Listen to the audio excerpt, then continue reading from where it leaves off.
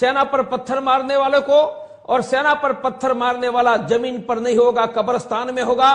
हम मुसलमानों का अल्पसंख्यक स्टेटस समाप्त कर देंगे। ठीक है डॉक्टर तोगड़िया जी, को 2 से ज्यादा बच्चा पैदा करने पर डॉक्टर तोगड़िया जी ऐसा करने के लिए मुसलमानों की जनसंख्या रोकेंगे। डॉक्टर तोगड़िया जी ऐसा करने के लिए आपको प्रत्यक्ष तरीके से चुनाव में उतरना पड़ेगा। क्या यह माना जाए कि डॉक्टर तोगड़िया चुनाव भी लड़ने जा रहे हैं और वो चुनाव जिस सीट से लड़ेंगे वो अयोध्या या बनारस की सीट है? उनका अर्थ है कि हम चुनाव में लोकसभा में उतर रहे हैं। आप कहां से चुनाव लड़ेंगे? लोकसभा में चुनाव में उतर रहे हैं। अयोध्या या बनारस से चुनाव कहां से लड़ेंगे? कौन कहां से चुनाव लड़ेगा, कैसे लड़ेगा, उनके लिए बहुत समय बचा है।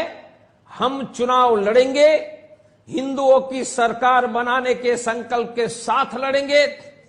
हम सस्ती शिक्षा, सस्ता पेट्रोल और शिक्षित लोगों को रोजगार मिले ऐसे रोजगार देने वाला एजुकेशन, हम लघु उद्योग की रक्षा करके रोजगार देंगे और स्वामीनाथन आयोग का स्वीकार करके ये देश के किसान को हम कर्ज मुक्त करेंगे। डॉक्टर तोगड़िया जी, आपकी पार्टी का कैंडिडेट बनारस से कौन होगा, गोरखपुर से कौन होगा? मैं इसलिए जानना चाहता हूं क्योंकि बनारस से प्रधानमंत्री नरेंद्र मोदी की संसदीय सीट है और गोरखपुर में यूपी के मुख्यमंत्री योगी आदित्यनाथ का घर कहा जाता है गोरखपुर, जहां से वो सांसद भी रहे हैं, जहां से खास लगाव उनका है, जहां पर गोरखनाथ मठ भी जहां पर है। इन 2 जगह से बता दीजिए कि इन 2 जगह से चुनाव कौन लड़ेगा?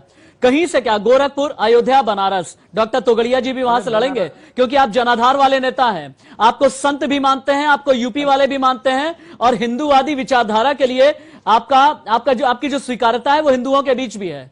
कहां से चुनाव लड़ेंगे एक बार बता दीजिए, आज खुलासा कर दीजिए आप डॉक्टर तोगड़िया, क्योंकि उत्तर प्रदेश की 23 करोड़ की जनता आपको सुन रही है, उत्तराखंड के 1 करोड़ के लोग आपको सुन रहे हैं, हिंदुस्तान की 130 करोड़ की जनता आपको सुन रही है, बताइए। अरे बनारस से मेरे कैंडिडेट तो आप भी हो सकते हो। यदि चाय वाला प्रधानमंत्री बनेगा तो बनारस में कोई किसान का बेटा या पान बेचने वाला वहां से सांसद क्यों नहीं बन सकता है?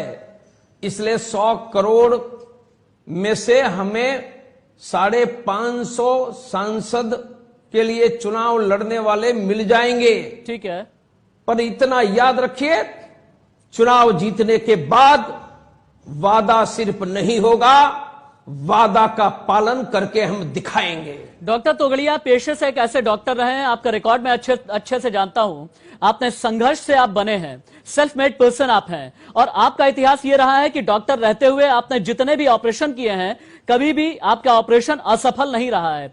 राजनीतिक तरीके से क्या यह माना जाए कि डॉक्टर तोगड़िया की एक सर्जिकल स्ट्राइक होने जा रही है और यह सर्जिकल स्ट्राइक 2019 में भारतीय जनता पार्टी के खिलाफ है? क्या मैं ये मान लूं?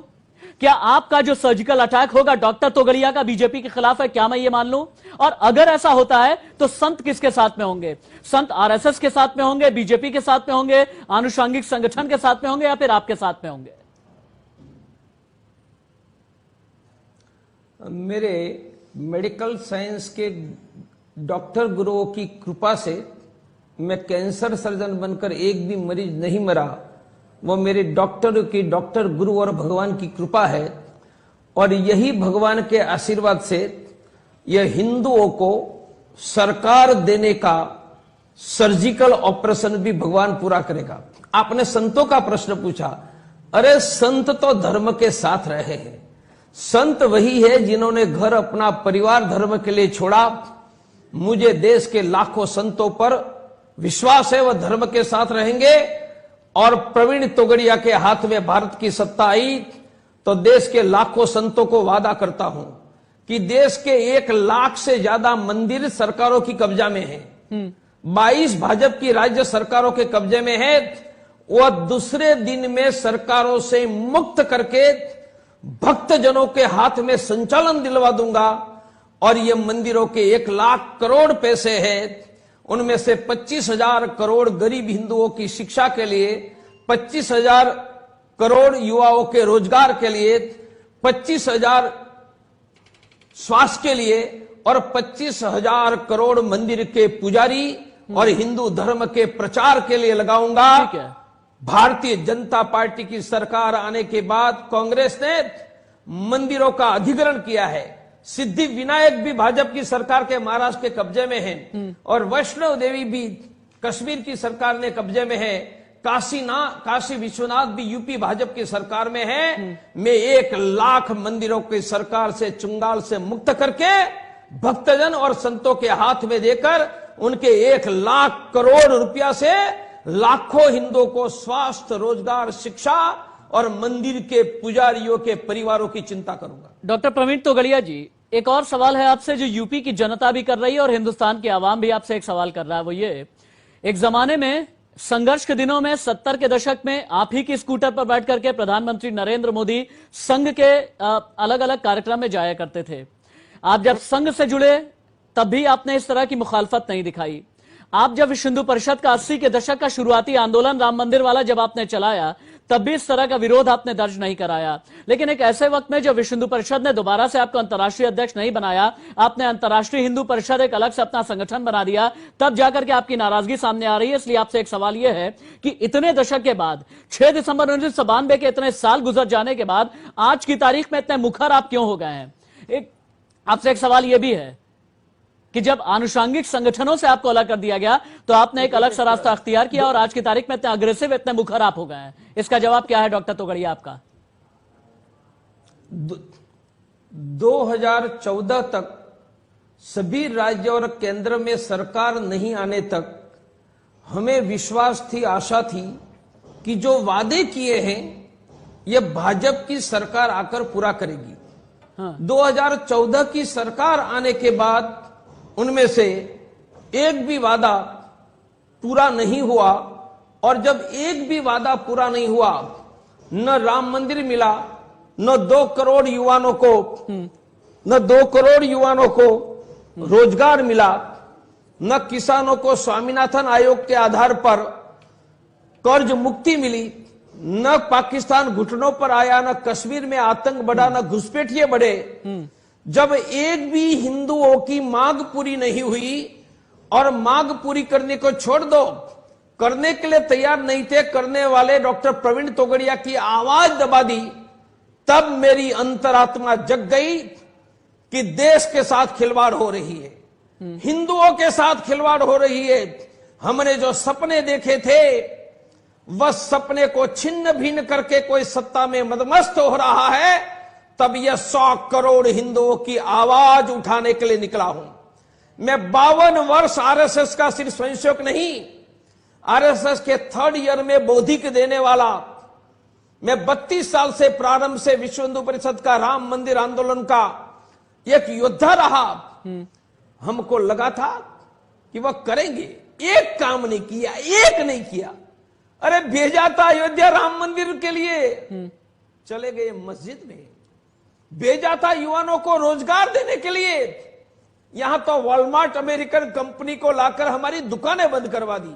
इसलिए जब रोजगार नहीं बचा, किसान की आत्महत्या नहीं रुकी, पेट्रोल के दाम सस्ते नहीं हुए, महंगाई नहीं कम हुई, शिक्षा सस्ती नहीं हुई, न राम का मंदिर बना, न कश्मीर सुरक्षित हुआ, तब यह करोड़ों लोगों की आवाज उठाने के लिए हमने फिर से एक बार डॉक्टर प्रवीण तोगड़िया जी का निर्णय किया है। लेकिन डॉक्टर प्रवीण तोगड़िया जी, जिसे राष्ट्र पे यकीन है उसे राष्ट्रीयता पे यकीन है, जिसे राष्ट्रीयता पे यकीन है उसे राष्ट्रवाद पे यकीन है, जिसे राष्ट्रवाद पे भरोसा है उसे संविधान पे भरोसा है। संविधान ये कहता है कि देश जो है संविधान से चलता है और संविधान का अहम स्तंभ जो है वो एक है न्यायपालिका। अगर राम मंदिर का मसला न्यायपालिका में है, अगर अक्टूबर के बिल्कुल अंत में एक अंतिम दौर का मुकदमा अंतिम दौर की सुनवाई चलनी शुरू हो रही है, तो क्यों ना न्यायपालिका के फैसले का इंतजार किया जाए। इस तरह की मोबिलाइजेशन के पीछे क्या माना जाए। विश्व हिंदू परिषद जब वहां पर पहुंच करके अयोध्या में पत्थर तराश रहा है, रामविलास वेदांती भी मोबिलाइज हैं, आप भी बहुत ज्यादा मुखर हैं, परमहंसदास भी बहुत ज्यादा मुखर हैं। इसका मतलब क्या समझा जाए कि क्या सरकार पर दबाव बनाना 2019 के चुनाव के ठीक पहले ये क्यों ना माना जाए कि इसके पीछे कोई पॉलिटिकल टाइमिंग है और कुछ टैक्टिकली कुछ और भी चल रहा है। डॉक्टर तोगड़िया जी, मैं आपको प्रश्न पूछना चाहता हूं कि न्यायालय में केस 70 वर्षों से तो अडवाणी जी ने जब सोमनाथ से अयोध्या रथ यात्रा निकाली और भाजपा ने कहा संसद में कानून बनाएंगे, तब क्या उनका न्यायपालिका पर विश्वास नहीं था? वो न्यायपालिका को तो चुनौती दे रहे थे। और आज वह कहते हैं कि कोर्ट की राह देखो, तो उन्होंने 1984 से लेकर आज तक कहा कि संसद में कानून बनाए, वह भाजपा ने झूठ बोलकर हिंदुओं को मूर्ख बनाया था क्या? उनका भी उत्तर चाहिए। मेरा कहना है, आप मेरे भाइयों पत्रकार हो, आप संविधान के एक्सपर्ट नहीं हो। संविधान के 3 हिस्से हैं, एक को न्यायतंत्र करते हैं जुडिशरी, दूसरे को एग्जीक्यूटिव करते हैं जिनको गवर्नमेंट कैबिनेट कहते हैं, तीसरे को लेजिस्लेटिव जिनको पार्लियामेंट कहते हैं। तीनों में से किसी एक ने किया हुआ निर्णय संविधान को मान्य है, और 3 में से किसी भी रास्ते से देश में काम करना वह संविधान सुसंगत है। हमने प्रारंभ से कहा कि 3 में से एक लेजिस्लेटिव संसद के आधार पर राम मंदिर का समाधान करेंगे। यह 32 साल से कहा है, भाजपा के ऊपर से नीचे सब नेताओं ने कहा है। और तब राजीव गांधी की सरकार वह कानून नहीं बनाती है। भाजपा 2 सीटों पर ऑक्सीजन पर आया था, हमें वोट दो, हम सत्ता में आएंगे, कानून बनाएंगे। और सत्ता में आ गए तो संसद का कानून भूलकर न्यायालय याद करा रहा है। अरे मेरे भाइयों देखो, एसटी कानून की बात आती है तो नरेंद्र मोदी कहते हैं सुप्रीम कोर्ट निर्णय नहीं करेगी, संसद निर्णय करेगी।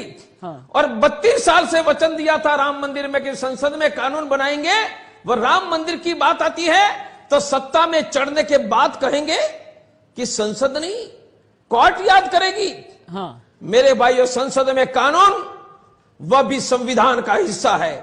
हमने संसद में कानून की मांग की है, नरेंद्र मोदी ने नहीं बनाकर विश्वासघात किया है। 2019 में हम ऐसी सरकार लाएंगे जो सरकार आने के बाद पहली कैबिनेट में अध्यादेश ऑर्डिनेंस लाकर काशी, मथुरा, अयोध्या तीनों को मुक्त करवा के हिंदुओं के दिए हुए वादा का पालन करेंगे। डॉक्टर प्रवीण तोगड़िया, क्या यह माना जाए कि आपका यह कहना है कि 2019 में चुनाव लड़ेंगे, संपूर्ण और प्रचंड बहुमत की सरकार बनाएंगे? आपने यह भी कहा कि अध्यादेश लाकर के हम राम मंदिर बनाएंगे। क्या यह मतलब मान लिया जाए कि डॉक्टर प्रवीण तोगड़िया भी ये मान चुके हैं कि 2019 के लोकसभा चुनाव से पहले राम मंदिर नहीं बनने जा रहा, अब सब कुछ जो कुछ भी होना है वो न्यायपालिका के ही फैसले पर टिका हुआ है? क्या ये मान लिया जाए कि डॉक्टर प्रवीण तोगड़िया ने सरेंडर कर दिया? अब ये मान लिया है कि 2019 के लोकसभा चुनाव से पहले नहीं बनने जा रहा, डॉक्टर प्रवीण तोगड़िया इलेक्शन लड़ेंगे, उनकी पार्टी इलेक्शन लड़ेगी, तभी उसके बाद कुछ होना है जो होगा राम मंदिर को लेकर के। 4.5 वर्षों में वादा देकर ट्रिपल तलाक का कानून बनाया, जीएसटी का कानून बनाया, पर वादा देकर राम मंदिर नहीं बनाया। वह अगले 6 महीनों में से कहां से बनेगी? और जब न्यायालय की बात है, हमने संसद में कानून की ही बात की है, वह कानून से नहीं बना तो स्वाभाविक है 2019 में हिंदुओं की सरकार आती है तो पहली कैबिनेट में ऑर्डिनेंस घोषित करके काशी, मथुरा, अयोध्या तीनों के मंदिर बनवाकर यह देश में हिंदू सरकार का उदाहरण देंगे। दूसरे निर्णय में मुसलमानों का अल्पसंख्यक स्टेटस समाप्त हो जाएगा। तीसरे निर्णय में स्वामीनाथन आयोग के साथ किसान को कर्ज मुक्त होगा। चौथे नियम में कॉन्ट्रैक्ट लेबर गवर्नमेंट में बंद हो गए। 5वें निर्णय में पेट्रोल के दाम कम हो गए। 6ठे नियम में युवाओं को रोजगार होगा। इनको कहता हूं हिंदुओं की सरकार। आपको दिक्कत मुसलमानों से है या मुसलमानों के अल्पसंख्यक स्टेटस से? मुझे दिक्कत किसी से नहीं है। मुझे तो देश के भविष्य की चिंता है। टैक्स हम भरे, बच्चे वह पैदा करें और हमारे टैक्स से अपनी जनसंख्या बढ़ाकर भारत को कब्जा करे, वह डॉक्टर प्रवीण तोगड़िया नहीं होने देगा। वह संविधान के अनुसार 2 बच्चों का कानून अगली सरकार के पहले दिन लाकर देश में मुसलमानों की जनसंख्या में नियंत्रित करके दिखाऊंगा। आप कहते हैं कि देश का विकास नहीं हुआ, लेकिन देश को यह बताते हैं वो कि हमने स्किल इंडिया दिया, हमने स्टार्टअप इंडिया दिया, हमने स्टैंड अप इंडिया दिया, हमने मेक इन इंडिया दिया, हमने किसानों के लिए न्यूनतम समर्थन मूल्य किसानों के हिसाब से कर दिया, आम आदमी के लिए हमने नोटबंदी कर दी, हमने देश से कालाधन मिटाने के लिए नोटबंदी कर दी, देश की अर्थव्यवस्था को पटरी पर लाने के लिए, विकास को सुचारू रूप से चलाने के लिए, विकास के पैमाने पर हिंदुस्तान को एक अंतर्राष्ट्रीय पटल में नई दिशा देने के लिए हमने बहुत कुछ किया। वो ये कहते हैं और आप कहते हैं कि विकास नहीं हुआ है। किसको हम सही माने, किसको गलत माने? पूरे देश में तो लोग कहते हैं कि विकास पगला गया है, विकास पगला गया है। जो विकास होता तो किसानों की आत्महत्या क्यों चालू है? गुजरात में भी 3 किसानों ने 1 महीने में आत्महत्या की है, महाराष्ट्र में भी की है। मुझे बताओ, विकास हुआ तो आत्महत्या किसानों की क्यों? यदि विकास हुआ तो पेट्रोल के दाम 12 बार मोदी ने क्यों बढ़ाए? यदि विकास हुआ है तो 10 करोड़ बेरोजगार युवा क्यों हैं? यदि विकास हुआ तो महंगाई कम क्यों नहीं हुई? हाँ, विकास हुआ है, 3-4 उद्योगपतियों का हुआ है भाई। वो उद्योगपति का विकास मुझे भी पता है। ये देश के गरीब का विकास नहीं हुआ, मजदूर का नहीं हुआ, किसान का नहीं हुआ है। और हमारे बड़े बड़े भाइयों के नजदीक रहने वाले कुछ उद्योगपतियों का विकास हुआ है। तो ये उद्योगपतियों की विकासों की सरकार है भाई। लोकतंत्र जनादेश से चलता है और जनादेश मिलता है जनाधार से। भारतीय जनता पार्टी के जितने भी बड़े नेता हैं वो जनाधार वाले नेता हैं। प्रधानमंत्री नरेंद्र मोदी, यूपी के सीएम योगी आदित्यनाथ, अमित शाह जी या बाकी जो बड़े बड़े बीजेपी के नेता हैं वो जनाधार वाले नेता हैं। जनाधार वाले नेताओं से डॉक्टर प्रवीण तोगड़िया और उनकी पार्टी किस तरह से सामना करेगी, क्योंकि लोकतंत्र की प्रयोगशाला में जब आप उतरते हैं तो रैलियां तो कर लेते हैं, लेकिन रैलियों को वोट बैंक में तब्दील करना बहुत बार बड़ा मुश्किल सा हुआ करता है। डॉक्टर प्रवीण तोगड़िया, ऐसे में सिर्फ हिंदू हित की बात करते हुए आप 2019 के चुनाव में क्या कर पाएंगे, यह बहुत बड़ा सवाल है। 1975 में जनाधार वाले अटल जी, अडवाणी जी की 90 सीटों के साथ जनता पक्ष की सरकार में सम्मिलित हुए थे और 1984 में ये जनाधार वाले अटल जी भी हार गए थे और 2 सीटें बचकर ऑक्सीजन पर आए थे। तो 77 में तो जनाधार था और 84 में यही अटल बिहारी वाजपेयी हार चुके थे, सब हार चुके थे, 2 सीटें बची थी। मेरे भाइयों, जनाधार तो जनता के प्यार पर होता है।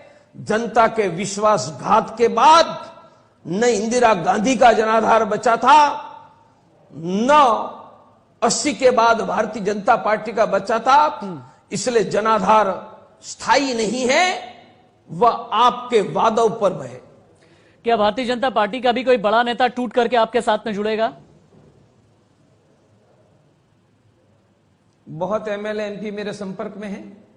बहुत लोग कह रहे थे कि डॉक्टर साहब निकलो, यहां हमारा भी सम्मान नहीं है और हमारी विचारधारा की हत्या है। इसलिए भाजपा का गली से लेकर मिनिस्टर तक त्राहिमाम है। वह तो आतंक से पीड़ित है। वह चाहते थे कोई हिम्मत करे और हम एक बूथ में 25 युवक तैयार करेंगे, उनको मेरे हस्ताक्षर से आइडेंटिटी कार्ड देंगे और आने वाली सरकार की जब शपथ विधि होगी, ये 50 लाख बूथ के कार्यकर्ता शपथ विधि में उपस्थित होंगे, उनका सम्मान होगा। इसलिए अब की बार कार्यकर्ता का सम्मान करने वाली सरकार हम बनाएंगे। क्या आपकी बात का इशारा मैं ये समझूं कि कई केंद्रीय मंत्री भी आपके संपर्क में हैं? और क्या यह भी माना जाए कि वो लोग जो बीजेपी से हाशिए पर हैं, जैसे यशवंत सिन्हा जी, शत्रुघ्न सिन्हा जी, जसवंत सिंह जी, मुरली मनोहर जोशी जी, क्या ये लोग भी आपके संपर्क में हैं? आपकी गलती हो गई। आपकी गलती हो गई। जो केंद्र में अभी मंत्री है वह भी। आपने बहुत बड़ी बात बोली है डॉक्टर। रो रहे हैं। आपने बहुत बड़ी बात बोली है। प्रधानमंत्री ताला लगाकर हम बैठे हैं, चले जाते हैं। डॉक्टर तोगड़िया, मेरे लिए ब्रेकिंग न्यूज है कि कई केंद्रीय मंत्री भी आपके संपर्क में हैं। आज नहीं, लंबे समय से संपर्क में, आज भी है, लंबे समय से भी है। आरएसएस का वरदहस्त होगा आपके ऊपर या आरएसएस से भी नाराजगी है?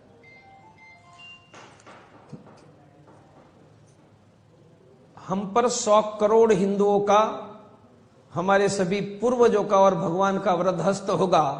100 करोड़ हिंदुओं में आरएसएस आता है तो उनका भी होना चाहिए। मोहन भागवत जी से भी जाकर के मिलेंगे आप? धन्यवाद भैया। चलिए एक आखिरी सवाल, बस एक आखिरी सवाल। धन्यवाद। इस बात की गारंटी है कि किसी और पार्टी के साथ आप नहीं जाएंगे? बस एक आखिरी सवाल, समाजवादी पार्टी, कांग्रेस या बहुजन समाज पार्टी, इनके साथ तो भी किसी भी तरह से टैक्टिकली कोई अलायंस तो आपका नहीं होगा ना? यही आखिरी सवाल है मेरा। न भाजपा, न कांग्रेस, न सपा, न बसपा, जो हमारे हिंदुत्व के सिद्धांत के साथ खुलकर अब तक सहमत नहीं है, उनके साथ समझौता नहीं होगा। भाजपा ने सिद्धांत छोड़कर महबूबा के साथ समझौता किया। ऐसा समझौता किसी भी कीमत में प्रवीण तोगड़िया सत्ता मिलेगी तो भी, नहीं मिलेगी तो भी नहीं करेगा। और पाकिस्तान का गीत गाने वाली महबूबा के साथ सरकार बनाने वाला समझौता हमसे कभी नहीं होगा। बहुत शुक्रिया doctor Praveen Togadia, FM news से बात करने के लिए। और साथ ही हमारी शुभकामनाएं भी आपके साथ में है, क्योंकि सीधे तौर पर भगवान कल्याण करे, सभी को समृद्धि मिले। ठीक है, बहुत शुक्रिया आपका, और शुभकामनाएं मेरी आपके साथ में। और आप चूंकि सीधे तौर पर अब लोकतांत्रिक चुनावों में भी एंट्री करने जा रहे हैं, डॉक्टर प्रवीण तोगड़िया, जिन्होंने कई बड़ी बातें कही, हमारे चैनल के लिए ब्रेकिंग न्यूज है। पहला तो यह कि भारतीय जनता पार्टी से जुड़े हुए केंद्र सरकार के कई केंद्रीय मंत्री उनके संपर्क में हैं। दूसरा यह कि कई एमपी और कई एमएलए भी उनके संपर्क में हैं। तीसरा यह कि भारतीय जनता पार्टी के खिलाफ चुनावी बिगुल फूकेंगे डॉक्टर प्रवीण तोगड़िया। इशारों में मेरी बात पर उन्होंने ना नहीं किया कि बनारस से या फिर अयोध्या से भी डॉक्टर प्रवीण तोगड़िया चुनाव लड़ सकते हैं। जब मैंने ये सवाल किया तो उन्होंने ना नहीं किया। यक्ष प्रश्न के इस सुपर एक्सक्लूसिव एपिसोड में मेरे साथ इतना ही। बाकी खबरों के लिए आप देखते रहिए एफएम न्यूज। नमस्ते। आगे की खबरों के लिए चलते हैं मेरे सहयोगी सोनम के पास।